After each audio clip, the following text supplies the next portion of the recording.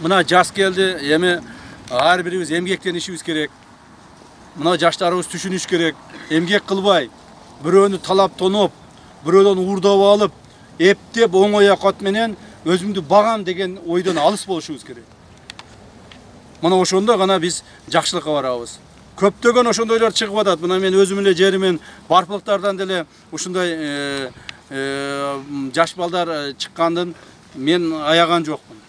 Аяган жокмун, уруп сабап талкалап апарып каматып атат. Экинчи бирөөнүн колуна тийбегиниң, экинчи бирөөнүн мүлкүнө тийбегиниң, бирөөнүн өгө жаман сүйлөбөгүнүң, бирөөгө кошулуп алып туруп алдап, мошенничество алдамчы дейби, кылбагының деп ушундай маселелерди кылып атабыз. Ошон үчүн аталарыбыз болсо беймарал көчөдө ойноп күлүп жүрүш керек. Бирөө жарым уруп кетет экен, согуп кетет экен, сөгүп кетет экен сөздөн алыс болуш керек.